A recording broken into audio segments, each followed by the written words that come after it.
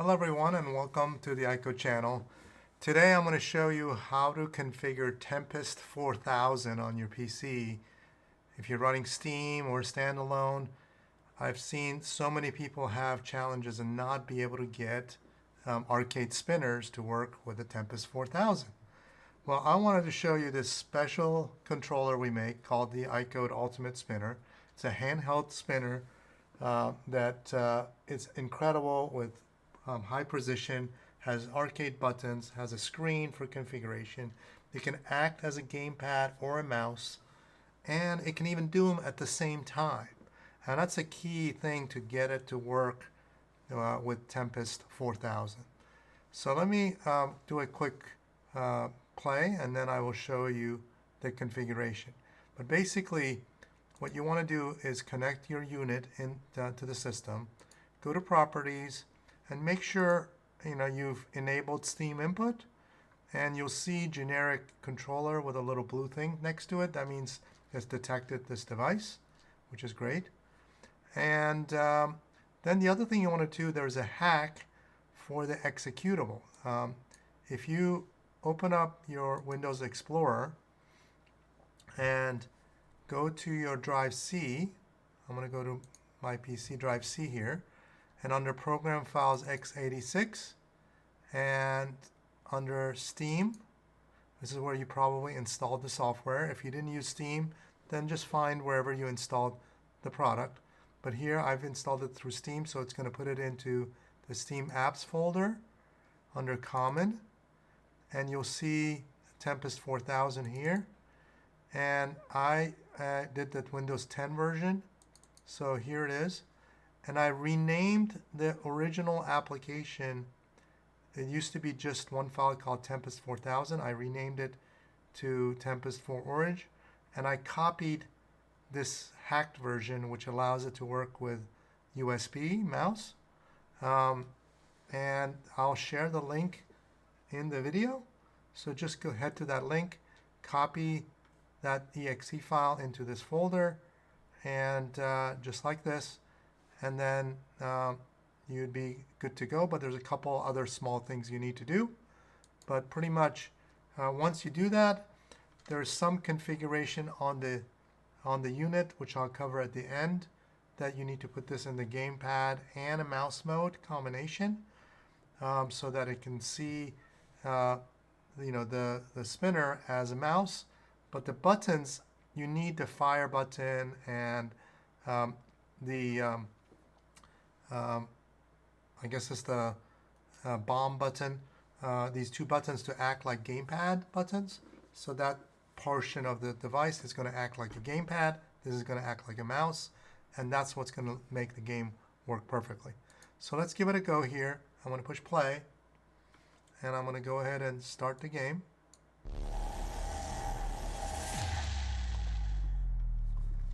All right. How exciting. Now the game is only going to work in full screen mode, so bear with me here. I'm going to actually switch screens here real quick so that we got our thing here. All right, so I've got it running here, and I'm going to go ahead and go into the game. So you can see now when I press the button, it's already mapped, so it recognized the red button here.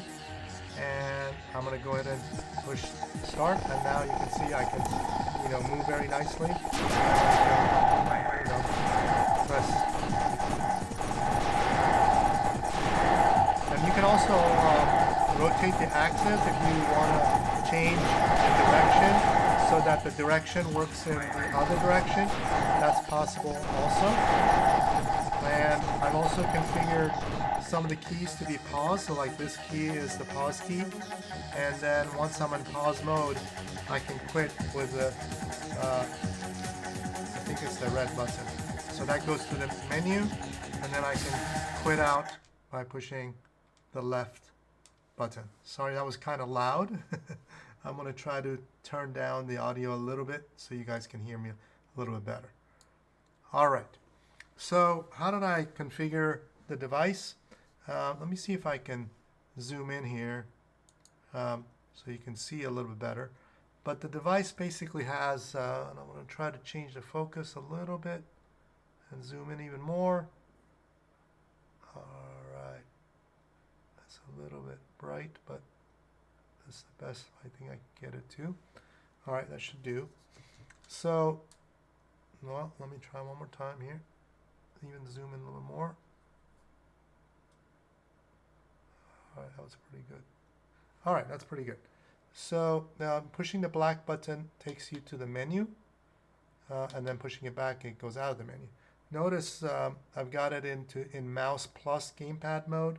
If yours is not in that mode, just go to the menu, scroll down to port 1 area, and under port 1, under mode, that's what I'm highlighting now. Change that to mouse plus gamepad, as I just did. So it's mouse and gamepad. And then make sure you go down to under, well, I have acceleration to none and then sensitivity done very high. That seems to work really well for this particular game. But also change gamepad access to none, because you don't want the left and right spinning action to act like a gamepad, because it'll conflict, like the game will get confused. Are you using the mouse or this piece? So make sure that is set to none. And then go to the buttons menu. Let me go down to the buttons menu. Here's button settings. So I'm going to go to button settings and I'm going to press that. And then notice the button arrangement that I have. So I have the big button, which is on the top. Oh, it's on the bottom, as button 2. The middle button is as button 1. Green button is at button 3. Red is 0. Blue is 9. These are important for exiting and pausing the game. And then yellow is 8. Right and left are also very important. Right is 7 and left is 6 for this particular game. And then on mouse buttons, make sure you change them all to none so that they don't conflict. Again, if you don't change none, Steam is want to exit the game or exit to the menu. It'll act funny because the buttons will be pressing 2 buttons at the same time. So that's what you need to do. And then the other really important thing is when you start the game,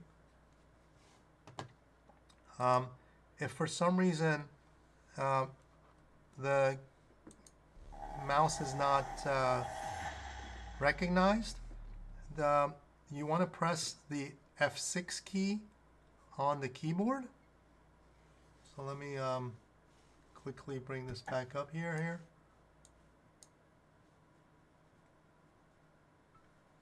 All right. Sorry about that. I've got to move this off. All right, that's better. Okay, so once you've started the game back up, and I'm going to turn the volume down because it's way too loud. All right, well, I can't turn it down too well. All right, so once you are in here and you started the game, and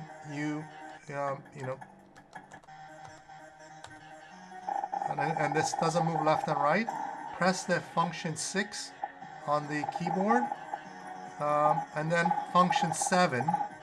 And then if it still doesn't work, press function 7 a couple of more times. And F7 is going to change if you have multiple mouses connected to the system.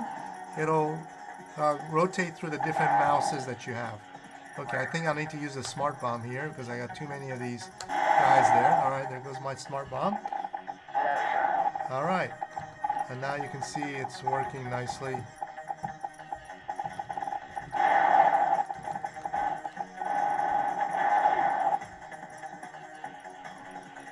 And I'm using,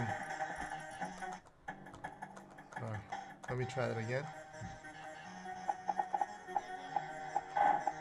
All right.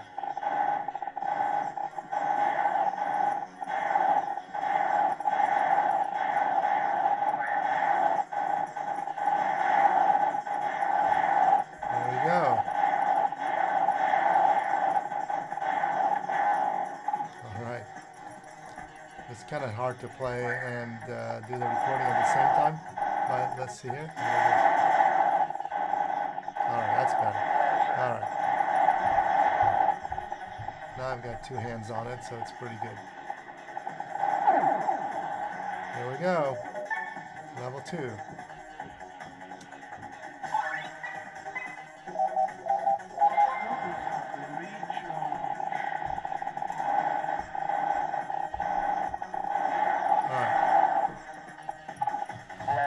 Okay. Let me go ahead and push pause and quit. And quit because it's too loud. All right. My goodness. All right. So the other thing I wanted to show you quickly was in the menu where you can flip the left and right so that counterclockwise goes clockwise, clockwise goes counterclockwise, basically if the movement is wrong. So what you see is on the screen, I'm going to go down to horizontal axis right here where it says normal. If you change it to flipped, I just changed it to flipped, then it's going to go ahead and change that around for you. All right. So yeah, these are great devices, and the newest firmware is coming out soon. I've added the ability for you to have multiple profiles now on the device. So once you configure it for one game, you can save the settings to a particular profile, and then for a different game, you can have a different profile. And the beta version that I have in here is 5 profiles, but I think I'm going to change it to something like up to 20 or 50 profiles by the time we release this over the next few weeks. So if you enjoyed this video, give me a thumbs up, and if you have questions, leave comments, and I'd be happy to help. Have a good gaming time. Bye.